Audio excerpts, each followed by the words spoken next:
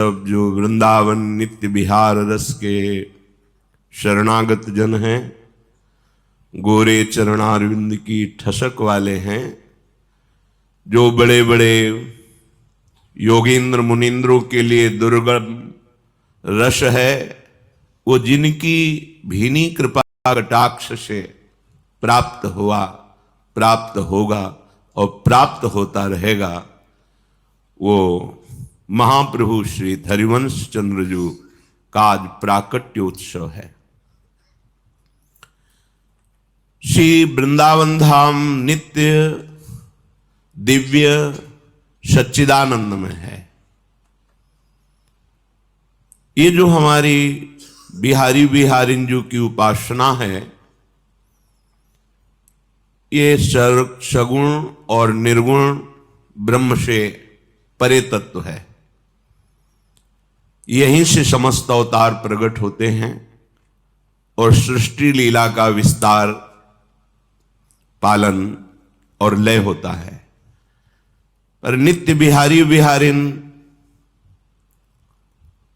नवनिवृत्त निकुंज में अनंत सहचरियों के मध्य में अद्भुत रस का विलसन करते रहते हैं। प्रभु जब कृष्णावतार लिए तो हमारी लाडली जू भी निकुंज से पधारी, वृषभानुग्रह में प्रकट हुई। और ये जो ब्रजविलास श्री प्रिया प्रीतम का प्रकट हुआ राधा कृष्ण के रूप में, बड़ा ही अद्भुत, अलौकिक, दिव्य। प्रिया प्रीतम के जो राधा कृष्ण रूप में लीला विलास हुआ, इसमें भी ना सखाओं का प्रवेश है, ना बड़े बड़े योगी मुनियों का भी प्रवेश है। अगर कोई प्रवेश पाया तो वहां भी गोपी भाव धारण ही करना पड़ा। जैसे भगवान शंकर महाराष्ट्र में भगवान श्री कृष्ण के कृपा कटाक्ष से प्रवेश पाए तो गोपी रूप धारण किए, शिव रूप से वहां भी प्रवेश नहीं हुआ। ऐसे ही जिन महापुरुषों ने ब्रज का रास विलास देखा या प्रवेश पाया, वहां भी गोपी भाव के द्वारा ही पाया। गोपी भाव में कांता भाव भी और दास्य भाव भी, दोनों भाव पाए गए।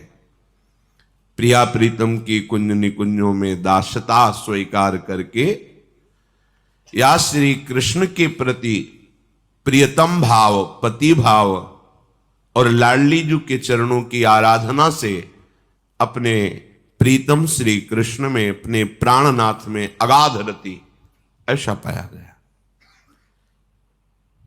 पर जो महाप्रभु हरिवंश चंद्र जो और श्री स्वामी हरिदास जो, ये जो रस प्रकट हुआ, ये अवतार लीला में जो रसास्वादन किया गया राधा कृष्ण के रूप में, उससे भी ये दुर्लभ रस है। इसमें किंचन मात्र कहीं कोई अन्य भाव का प्रवेश नहीं। ये महामाधुर्य रस है। हमारे प्रिया प्रीतम ही अपने अंश से प्रकट हुए। वाणी प्रमाण है, आनंदाज नंद के द्वार दास अनन्य भजन रस कारण प्रगटे लाल मनोहर ग्वार। वही लाल जो महाप्रभु के हृदय को शीतल करते हैं। जय श्री हरिवंश लाल और ललना मिली हियो शिरावत मोर, वही लालजू प्रकट हुए हैं, कोई और नहीं। प्रगटे लाल मनोहर ग्वाल, मन का हरण करने वाले ग्वाल भेष में हमारे नवनिवृत्त निकुंज विलासी लालजू ही आए हैं। जब लालजू पधारे तो लाडली जू उनके सुख के लिए प्रकट हुई। चलो वृषभानु गोप के द्वार, जन्म लियो मोहन हित। लालजू तो प्रगट भये धर्म संस्थापनार्थाय संभवामि युगे युगे, पर लाडली जो प्रगट हुई लालजू के हित के लिए, लालजू के सुख के लिए। चलो वृषभानु गोप के द्वार, जन्म लियो मोहन हित श्यामा। मोहन हित, जगत हित, भगत हित, योगींद्रों मुनींद्रों के हित के लिए तो लालजू प्रकट हुए, लेकिन लालजू के हित के लिए श्री श्यामाजू प्रकट हुई। कौन श्यामाजू? मेरे प्राणनाथ श्री श्यामा, शपथ करो तृण छिए। श्यामा श्याम की राधा कृष्ण रूप में जो लीला हुई, उसमें विविध भावों का समावेश है। पर जो दिव्य नवनिभृत निकुंज, श्री लाडलीजू का अद्भुत विलास, नौ निकुंज अभिराम श्याम संग, नीको बन्यो समाजु, जय सीत हरिवंश विलास रास जुत, जोरी अविचल राज। ये अविचल जोरी दिव्य वृंदावन से कभी एक कदम बाहर नहीं जाती। तो जब राधा कृष्ण के रूप में लालजू और लाडली जो प्रकट हुई, तो वृंदावन भी अपने दिव्य स्वरूप से प्रकाशित हुआ। ये ब्रज 84 कोश भूमि, गोष्ठ वृंदावन, गोपी वृंदावन और राधा कृष्ण का नवनिवृत्त निकुंज वृंदावन, कुंज निकुंजे ब्रजलीला में भी हैं। ब्रजलीला में भी अद्भुत विलास है।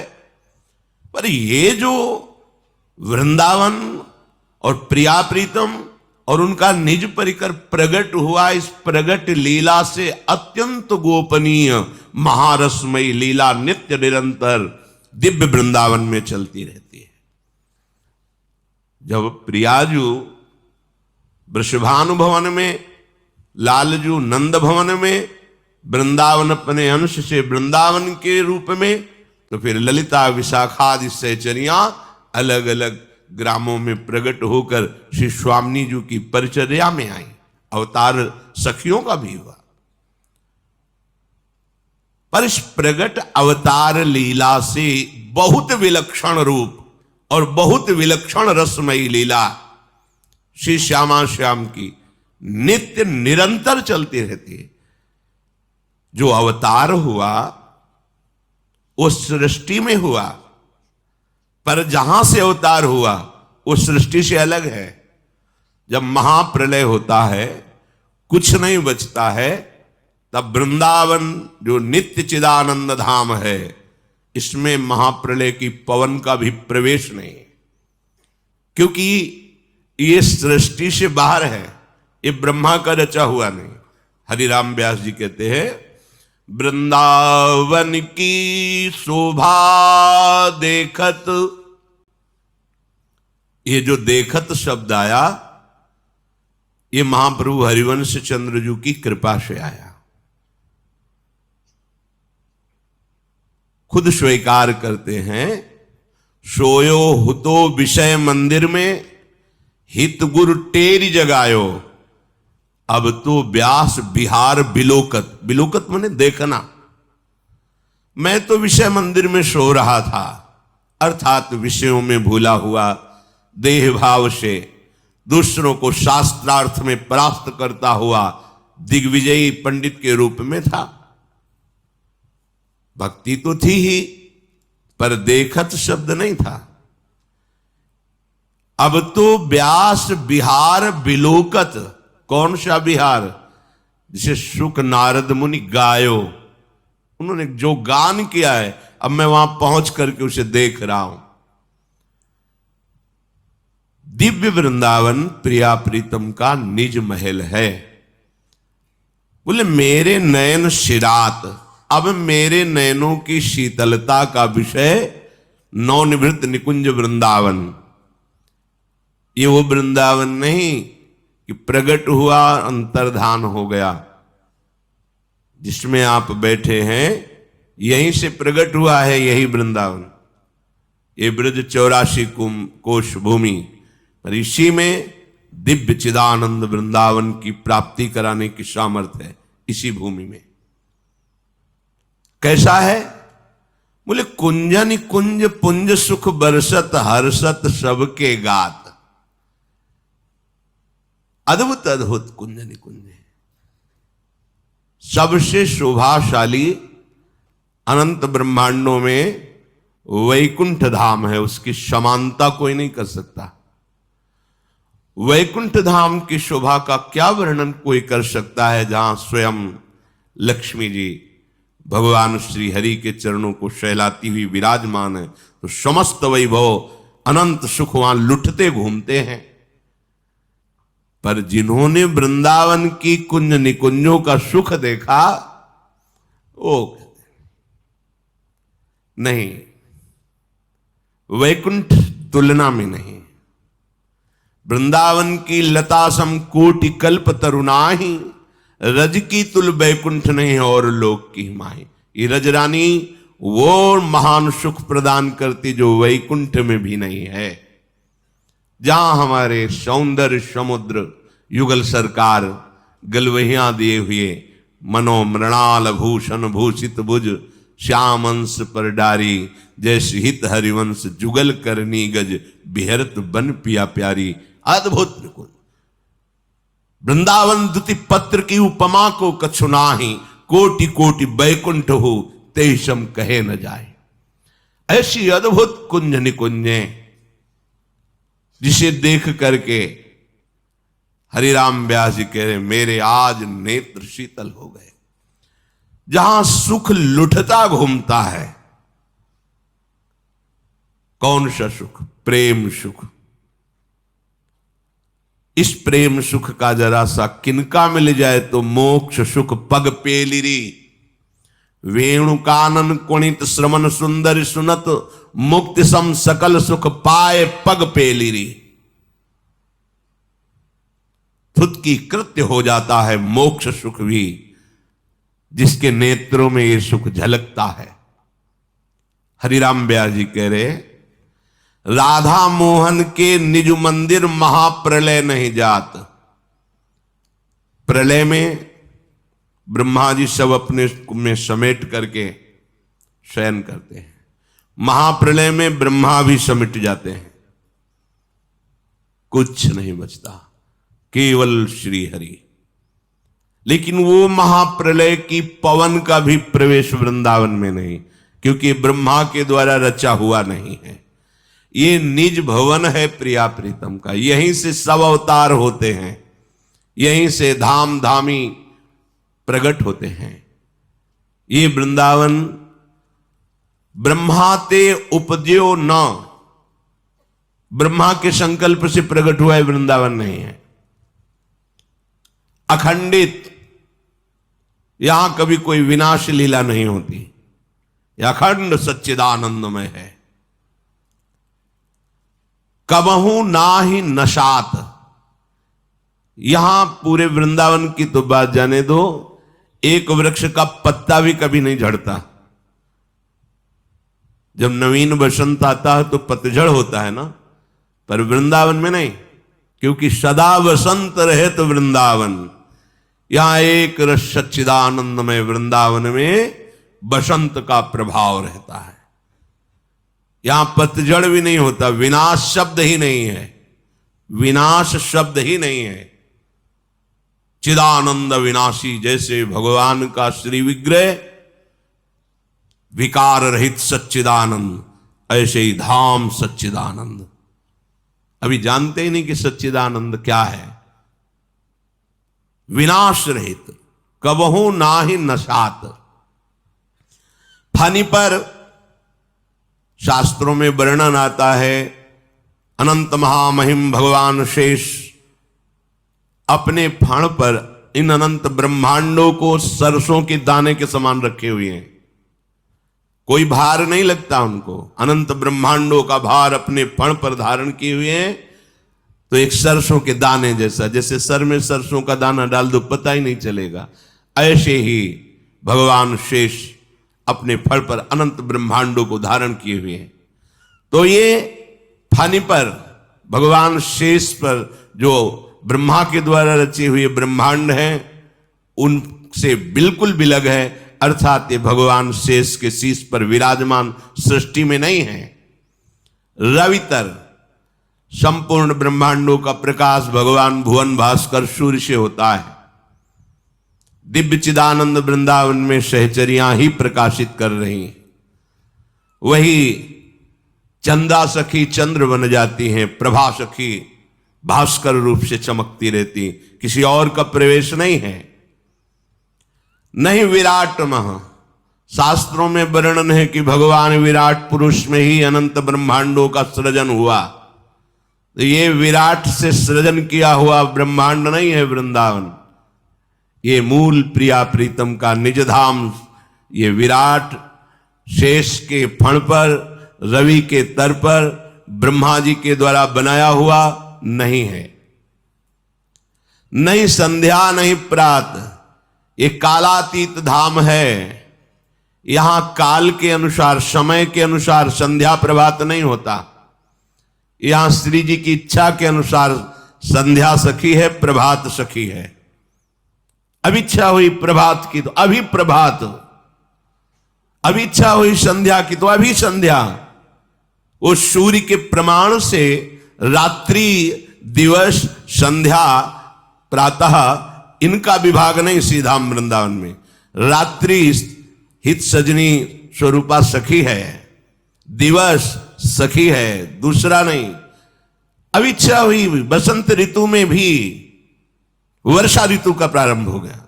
अब इच्छा हुई स्वामिनी जी की ग्रीष्म ऋतु, जैसी स्वामिनी जी की इच्छा वैसे ही वृंदा सखी तत्काल रचना रचती। ये ब्रह्मा के द्वारा बनाया हुआ समय काल, सूर्य के द्वारा विभाग किया हुआ प्रातः मध्याह्न सायं दिवा रजनी, ये नहीं है यहां। माया जो त्रिगुणात्मिका सतोगुण रजोगुण तमोगुण युक्त है, इसका प्रवेश भी नहीं है वृंदावन में। काल जो समय के अनुसार सबका अपहरण करता है, प्रवेश ही नहीं वृंदावन में। माया काल रहित नित नूतन। अभी वृंदावन को देखा तो अभी और नया, फिर देखा नया। ऐसा कभी प्रतीत ही नहीं हुआ सखियों को, प्रिया प्रीतम को, रसिकों को कि नहीं हमने देखा है वृंदावन। इसीलिए महाप्रभु कह रहे प्रथम यथामति प्रणवं श्री वृंदावन अति रम्य। करना है प्रणाम, पर कह रहे हैं यथामति, जैसा मैं अभी देख रहा हूं। क्यों? क्योंकि अभी नया हो जाएगा। नयो नेह नव रंग नयो रस नवल श्याम वृषभानु किशोरी, नौ पीतांबर नई चूनरी नई नई बूंदन भींजत गोरी। नव वृंदावन हरित मनोहर नव चातक बोलत मोर मोरी। नव मुरली जो मल्हार नई गति श्रवण सुनत आए घन घोरी। नव भूषण नव मुकुट विराजत। प्रतिपल सब कुछ नवीन रहता है। प्रिया प्रीतम नवीन, उनका मिलन नवीन, उनका नेह नवीन, उनकी लीला नवीन, उनकी कुंज निकुंजे नवीन, वहां के खग मृग पशु पंछी नवीन।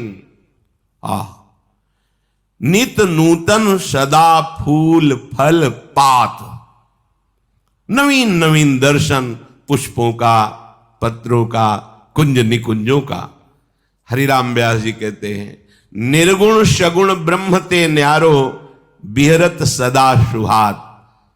भगवान श्री कृष्ण गीता जी में कहते हैं मैं परब्रह्म की प्रतिष्ठा हूं, अर्थात ब्रह्म हम से है, मैं ही ब्रह्म रूप में प्रकाशित हो रहा हूं। भगवान श्री कृष्ण नामधारी नवनिवृत्त निकुंज बिहारी जो ही प्रकट हुए हैं अपने अंश से। पर अवतार लीला में सगुण कहा जा सकता है। जो हमारे बिहारी बिहारजू का, बिहारी बिहारिनजू का बिहार है, यही नित्य नवीन है। इन्हीं के अंश से सब प्रकट हुए हैं, इसलिए उनको सगुण नहीं कह सकते। तो क्या है आपके बिहारी बिहारी जो प्रेम के खिलौना दो, खेलत है प्रेम खेल। यह अवतार लीला से बिलग है, इन्हीं से अवतार लीला है, अवतार लीला के मूल हैं। जैसे भागवत में भगवान व्यास देव जी भगवान श्री कृष्णचंद्र जी के लिए कहते हैं, इन्हीं से सब अवतार अंश कला आदि प्रकट होते हैं। तो ये श्री कृष्णचंद्र जी स्वयं भगवान अवतरित हुए हैं, ऐसा वर्णन करते हैं। तो बिहारी बिहारिन जो ही अपने अंश से राधा कृष्ण के रूप में ब्रजलीला का संपादन करने के लिए प्रकट हुए। और जो निर्गुण तत्व है वो सबके अंतःकरण में अव्यक्त रूप से विराजमान आत्म स्वरूप से है। इसी परमात्म तत्व से ही सर्वत्र आत्म तत्व का प्रकाश है और उसी के एकत्व से मोक्ष पदवी प्राप्त होती है। आत्म स्वरूप को परमात्म स्वरूप में अभिन्न देखना, अहम ब्रह्मास्मि, वो मोक्ष पदवी को प्राप्त होता है। तो जो निर्गुण उपासना है, सगुण उपासना है, सब इन्हीं की है, इन्हीं से है, पर ये इनसे बिलग हैं। निर्गुण सगुण ब्रह्म ते न्यारो बिहरत सदा सुहात, व्यास विलास रास अद्भुत गति, ये निगम अगोचर बात। वेद भी नहीं देख सकते हमारे प्रिया प्रीतम के अद्भुत रस विलास को, क्योंकि वेद अवतार लेने पर भगवान की श्वासों से प्रकाशित हुए। अवतार में भगवान व्यास देव जी के रूप में उन्होंने वेदों का विस्तार किया, उन्हीं की श्वासों से वेद प्रकट हुए। जाकी श्वास वेद श्रुतिचारी, सो हरि पढ़े ये अचरज भारी। भगवान श्री हरि अवतार लेकर के उन्हीं के श्वासों से वेद का प्रादुर्भाव, उन्हीं वेदों का अर्थ विस्तारित करने के लिए भगवान व्यास देव जी के रूप में। पर जब राधा कृष्ण के प्रेम की बात आती है तब देवर्षि नारद जी कहते, इसलिए राधा कृष्ण की कि देवर्षि नारद ने जब प्रेम का उदाहरण दिया तो यथा ब्रज गोपिका नाम, तो ब्रज गोपिकाओं का प्रेम राधा कृष्ण के अंतर्गत। वहां कहते वेदान्नपि सन्यस्तिसा अवचिन्न अनुरागम लभते, जो वेद का भी त्याग करके एकमात्र राधा कृष्ण के चरणों का अनुरागी, वो ये प्रेम प्राप्त कर पाता है, यथा ब्रज गोपिका नाम।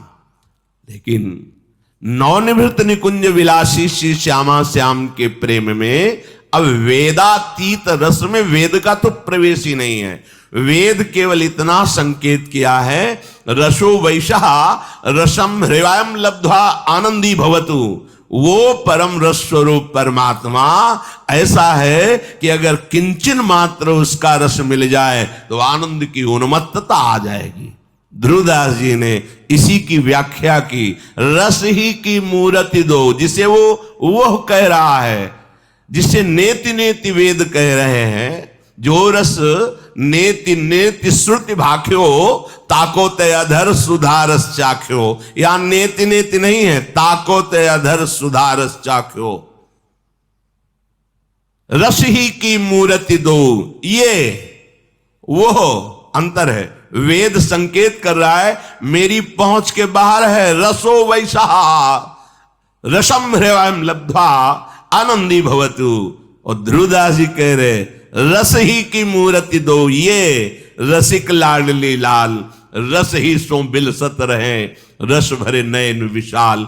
इसीलिए निगम अगोचर बात, वेद भी नहीं देख पाए, आगम निगम अगोचर राधे। ये आगम निगम अगोचर बात को प्रकट करने के लिए महाप्रभु हरिवंश चंद्र जी का प्रादुर्भाव हुआ।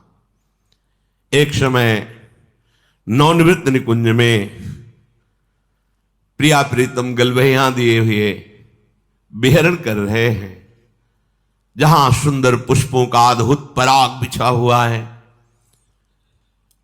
यमुना जी का पावन पुलिन, मानो यमुना जी ने लहर रूपी अपने कर कमलों से सुंदर रास मंडल की रचना की।